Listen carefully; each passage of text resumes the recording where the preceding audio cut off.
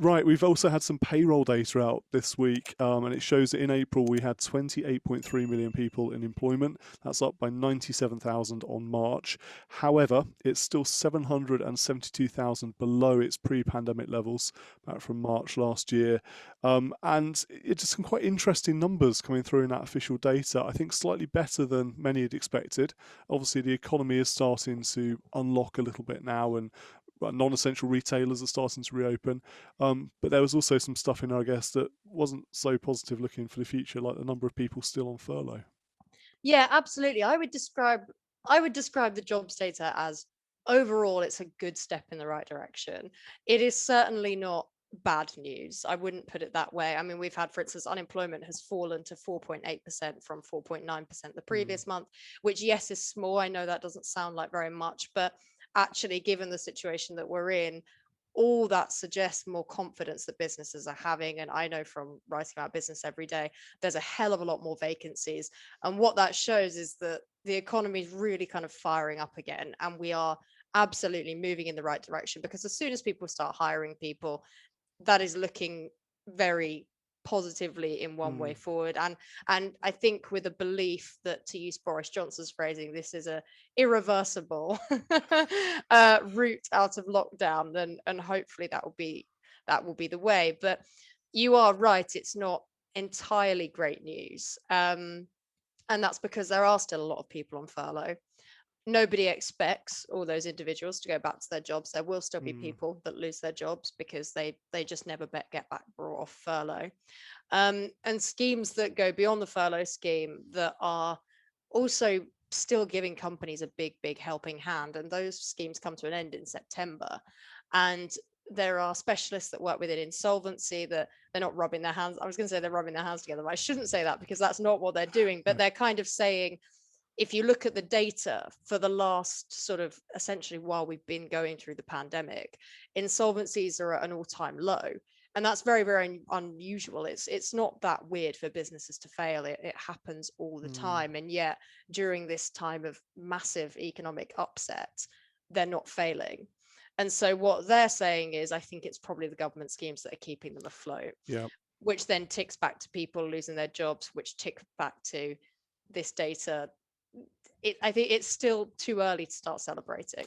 I'd agree entirely. I mean, it's 4.2 million people still in furlough as at the end of March. That's the HMRC data on this, and you're quite right. They're not all going to go back into employment once that furlough scheme winds down and comes to an end in September. The one that, I mean, around vacancies, you said that vacancies are a sign of the economy firing back up effectively. This is completely anecdotal stuff, but I was in our village this morning. I was chatting to a surveyor from UK Power Networks talking about putting some work in the village, and he was saying they are struggling to recruit surveyors at the moment, so massively understaffed. I then chatted to a business owner, a restaurant owner I know, and he's got 5 vacancies currently he can't fill for restaurant staff. And there are a lot more vacancies out there at the moment. There are very few staff, and I'm not quite sure whether it's probably a combination of factors, but absence of people who were here from Europe. Sadly, we have lost a lot of people from Europe because of Brexit and because of a pandemic. I think it's probably because people are still on the furlough scheme. And given the choice, sadly, given the choice, particularly in lots of manual labour type jobs and service sector roles, given the choice between sitting at home on 80% of your salary or going out and doing a hard day's work for 20% more, a lot of people I know are opting for the former and staying on furlough where they can. So the construction industry I know has a big problem with this at the moment, getting labourers out there onto work sites to do the work. So it is a bit of a worry. There's one other one in there I wanted to touch on, which was median monthly pay up by 9.8% in April 2020 on a year on April 2020, and that's a significant pay rise in a time when inflation has been lower than 1%. I know it's gone up a little bit today; it's gone to 1.5% today, but almost 10% pay rise, median monthly pay in the last year. That to me says something funny is going on as well in the labour market, and possibly there are not enough people out there looking for jobs.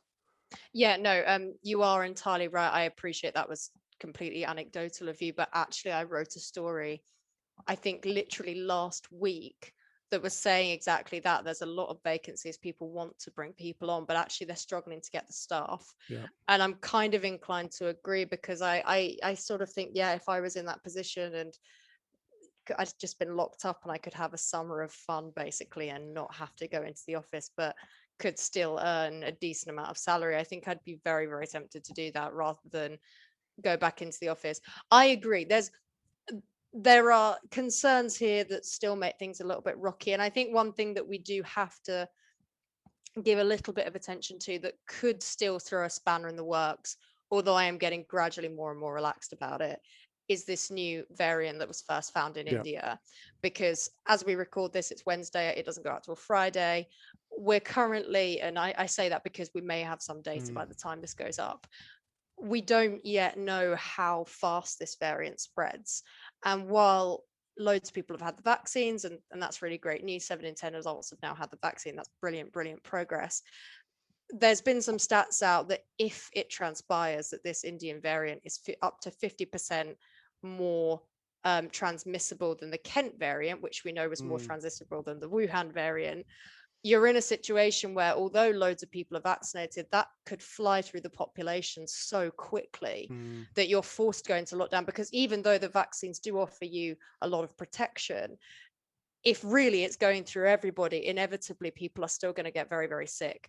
But I think that's probably not going to happen. But it is probably something just to there'll be some nervousness around it, I would have thought. Yeah, there's a great deal of caution out there, and I'm not sure I share your optimism. It's not going to happen, sadly. I know, 70% of the adult population having had one dose of vaccine already is fantastic, and the vulnerable, the most vulnerable in society, are now well protected. And of course, there's talk about a booster program in the autumn as well. But I am nervous about that 21st of June complete unlocking date, I have to say, because I think you and I both understand, the rules of big numbers and exponential growth and everything else. So even though only 3 out of 10 haven't had a vaccine, and even though they are the younger people who typically are not badly affected, not hospitalised, they don't die, you apply a variant of the virus that goes like wildfire through the population to that large number of people, and you still have a very large number of people ultimately in hospital and overwhelming the NHS, and that's obviously what our health advisors, professionals, and politicians are concerned about right now, which is, can this variant outrun the remainder of the vaccination program? Hence, bringing the 12-week gap for the second dose down to 8 weeks for people who've already had the first dose. And I'm expecting my phone call from my GP, I think, in about 2 or 3 weeks' time as a result of that, because I had my first dose over a month ago. So, yeah, it's a really tricky one. I think we still have, and I said this about this time last year as well. I was looking at one of my Facebook memories the other day, and I was saying this, which was the worst is probably still yet to come in terms of the economic fallout, and particularly the jobs fallout from the pandemic. While that furlough system is still in place through till September, while we're still in this sort of pent-up savings environment and we're starting to release it, although again, anecdotally, the shopkeepers I speak to say they're not really seeing that big surge of spending yet. It's been very disappointing for many of them since they've reopened a couple of weeks ago. So it's tricky, isn't it? It's a really tricky one. It is, and I was actually reading an article today. Obviously, there's been a lot of, as we've talked about it extensively, this accidental saving, because if you've got nowhere to go and nothing to do, you've got really very little to spend your money on. And I think it might have been research from Prudential. I could be wrong, so maybe don't quote me on that one. But they were essentially saying that these sort of accidental lockdown savers have become these real kind of type, they want to hold on to their money now. And I think it's suddenly you know what, I can't blame them. I think that's entirely fair enough, but I agree, it's been a more disappointing opening than I'm sure our politicians in particular would have really hoped for. Yeah, absolutely. Sort of a whimper rather than a bang, I think it's fair to say.